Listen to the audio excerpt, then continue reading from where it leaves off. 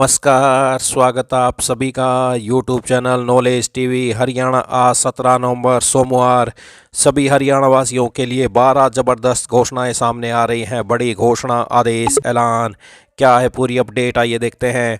हरियाणा की सबसे तेज़ सबसे सटीक जानकारी के लिए चैनल को सब्सक्राइब जरूर कर लें, पहली बार आए हैं तो चलिए देखते हैं हरियाणा वासियों के लिए आज 12 बड़ी खबरें, घोषणा, ऐलान। पहली बड़ी घोषणा, हरियाणा में संचालित पंडित दीनदयाल लाडो लक्ष्मी योजना में बदलाव की पटकथा बिहार के चुनाव में एनडीए की जीत से प्रभावित होकर लिखी गई है। दीनदयाल लाडो लक्ष्मी योजना के अंतर्गत गरीब महिलाओं को 2121 रुपये मासिक देने का प्रावधान किया गया था। बिहार में चुनाव से पहले महिला रोजगार योजना के अंतर्गत महिलाओं के खातों में 10-10 हज़ार रुपये डाले गए थे। यह राशि किस्तों में महिलाओं के खातों में आती रहेगी। एक मुश्त इतनी राशि से महिलाएं न केवल अपना कोई रोजगार खोल सकती हैं बल्कि उसका सदुपयोग भी कर सकती हैं। तो हरियाणा सरकार ने भी योजना बनाई है कि महिलाओं को 2121 रुपये महीने देने की बजाय साल में 2 बार इस राशि को उनके खाते में डाला जाएगा। प्रत्येक 6 महीने में 12,600 रुपये महिलाओं के खातों में जाएंगे। तो उन्हें यह राशि बहुत अधिक लगेगी और उनके रोजगार के लिए अथवा निजी कार्यों के लिए काम आ सकेगी। एक साल में यह राशि 25,200 रुपये बनती है। मुख्यमंत्री नायब शाह ने हिसार में कार्यक्रम के दौरान ऐसे संकेत दिए कि भविष्य में साल में 2 बार लाडो लक्ष्मी योजना की राशि एक मुश्त डाली जाएगी। इसके लिए उन्हें अधिकारियों को कार्य योजना बनाने के निर्देश दिए हैं। हरियाणा में दीनदयाल लाडो लक्ष्मी योजना नवंबर महीने से आरंभ हुई और पहले चरण में 1 लाख रुपये वार्षिक आय तक परिवारों को 23 से 60 साल की उम्र की प्रत्येक महिला को यह राशि देने की व्यवस्था है। अभी तक करीब 6 लाख महिलाओं के खातों में 2100 रुपये डाले जा चुके हैं। राज्य में करीब 20 लाख महिलाएं ऐसी चिन्हित की जा चुकी है जिनके परिवारों की आय 1 लाख रुपए से कम है और उनके खातों में 21 रुपए डाले जाने हैं। बिहार के चुनाव में एनडीए की जीत से प्रभावित हो हरियाणा की लाडो लक्ष्मी योजना में भी बड़ा बदलाव। अब साल में 2 बार 12,600 रुपये डाले जाएंगे, हर महीने 21 रुपये नहीं आएंगे। तो ये बड़ी अपडेट आई। अगली बड़ी घोषणा देखते हैं। हरियाणा शिक्षा विभाग ने सरकारी शिक्षकों और कर्मचारियों के लिए लोन स्वीकृति प्रक्रिया में बड़ा बदलाव किया है। अब मकान निर्माण, मरम्मत या प्लाट खरीद के लिए लोन फाइल की मंजूरी जिला शिक्षा अधिकारी या आहरण एवं वितरण अधिकारी डीडीओ नहीं देंगे। लोन अप्रूवल के लिए फाइल अब सीधे विभागीय मुख्यालय को भेजी जाएगी, जहां से स्वीकृति मिलने के बाद ही लोन मंजूर होगा। तो ये आप देख सकते हैं, आदेश जारी कर दिया गया है। तो ये बड़ी अपडेट। डॉक्यूमेंट चेकलिस्ट में कौन कौन से दस्तावेज, आवेदन पत्र, डीडीओ से प्रमाणित स्वीकृति, लंबित शिकायत या जांच न होने का प्रमाण पत्र, शपथ पत्र, pay slip, GPF, PRAN number, नक्शा और अनुमान विवरण, मोर्टगेज डीड, पहले लिए गए ऋण का ब्यौरा, 2 स्थायी कर्मचारियों से सत्यापित श्योरिटी बॉन्ड, गवाह कर्मचारियों के पहचान पत्र। विभाग ने स्पष्ट किया कि यदि किसी भी दस्तावेज में कमी पाई गई तो आवेदन स्वतः अमान्य माना जाएगा।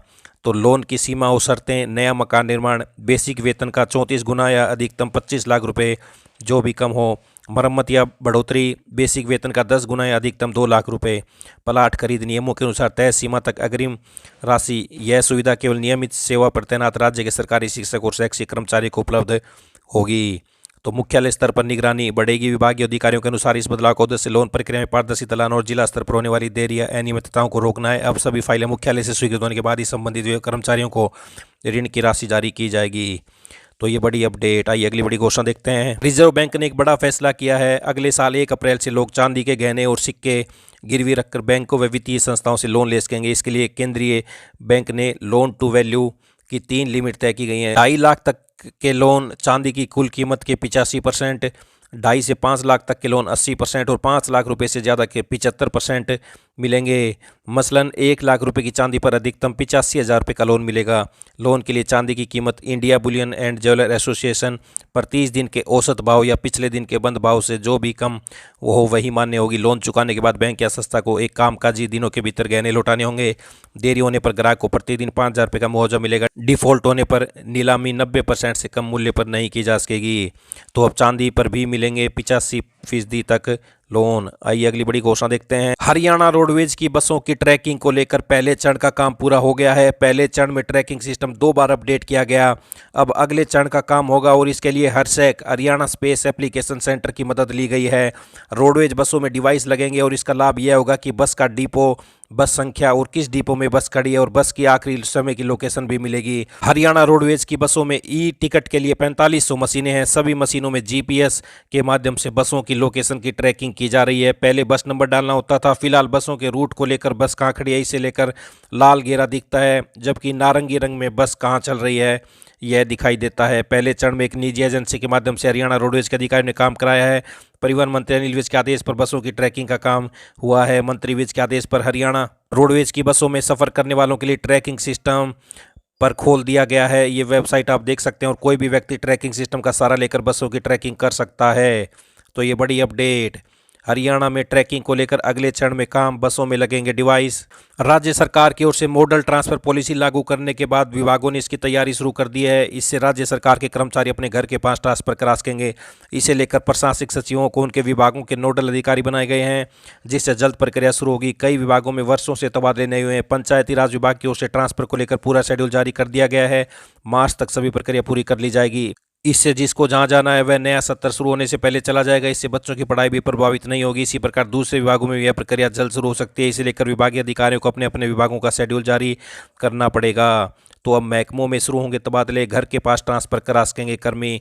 जिला यूनिट बनाने पर एसोसिएशन ने आपत्ति जताई है। पंचायती राज विभाग में ग्राम सचिवों का जिला कैडर बनाए जाने पर ग्राम सचिव वेलफेयर एसोसिएशन ने आपत्ति जताई है। पॉलिसी के अनुसार कोई भी ग्राम सचिव 7 साल तक जिले में रह पाएगा। इसे लेकर एसोसिएशन ने विभाग के आयुक्त को पत्र भेजा, जिसमें कहा गया कि ग्राम सचिव के लिए यूनिट जिला तय की गई है। ग्राम सचिव का नियोक्ता जिला परिषद का सीईओ बनाया गया है। जिला यूनिट बनाना सही नहीं है, इसको ब्लॉक स्तर पर बनाया जाना चाहिए, जिससे ग्राम सचिवों के पदों में जिला स्तर पर असमानताएं व्याप्त न हों।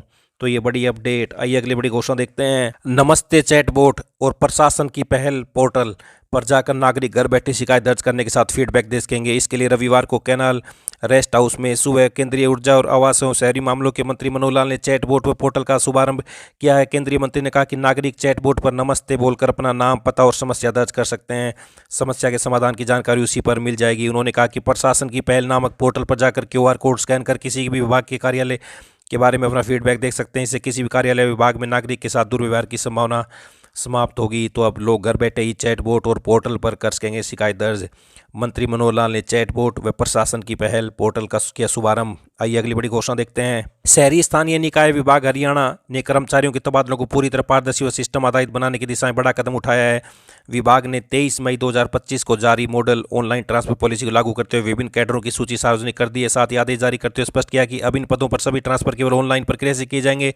इसके चलते विभाग ने वर्तमान में चल रही सभी ट्रांसफर संबंधित गतिविधियों पर तुरंत प्रभाव से रोक लगाने के निर्देश दिए हैं। Directorate of urban local bodies के अतिरिक्त नगर आयुक्त ने इस संबंध में आदेश जारी किया। आदेश में कहा गया कि नीति के अनुसार कैडरों का अंतिम चयन कर लिया गया, जिसे सक्षम प्राधिकारी की मंजूरी मिल चुकी है। इन कैडरों के लिए न्यूनतम और अधिकतम कार्यकाल भी तय कर दिया गया ताकि नीति पारदर्शिता के साथ समयबद्ध ढंग से लागू हो सके। तो शहरी स्थानीय निकाय विभाग में तबादलों पर ब्रेक, अब सिर्फ ऑनलाइन ट्रांसफर होंगे।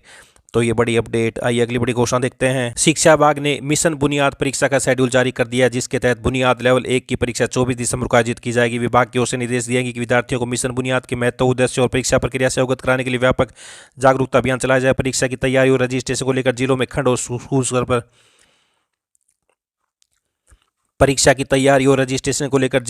और स्कूल स्तर पर विशेष अभियान संचालित किए जाएंगे। सरकार की मंशा है कि राजकीय विद्यालय में पढ़ रहे कक्षा 8वीं और 10वीं के प्रत्येक विद्यार्थी तक इस परीक्षा और इससे मिलने वाले अवसरों की पूरी जानकारी पहुंच सके। बैठक में निर्णय लिया गया कि पिछली कक्षा में 60% या उससे अधिक अंक प्राप्त करने वाले विद्यार्थियों के लिए पंजीकरण जरूरी होगा, जबकि इच्छुक अन्य विद्यार्थी भी आवेदन कर सकेंगे।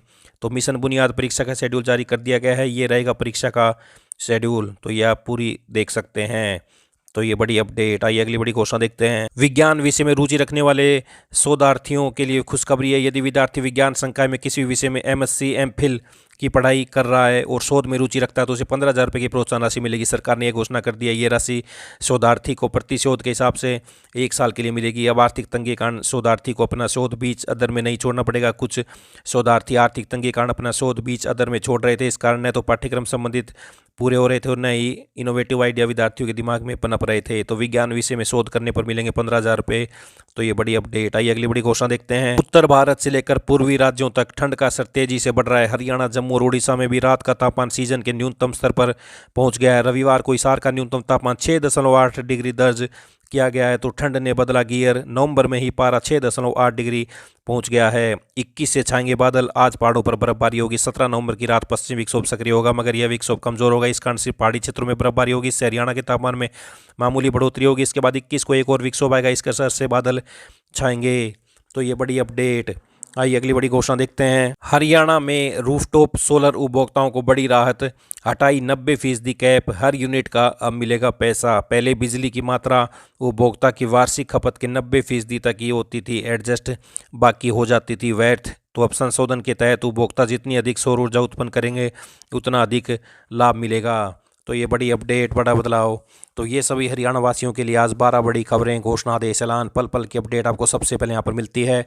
तो चैनल को सब्सक्राइब जरूर कर लें। चैनल को सब्सक्राइब करने के बाद घंटी का बटन जरूर दबाएं, जिससे अगली वीडियो का नोटिफिकेशन आपके पास पहले ही पहुँच जाए।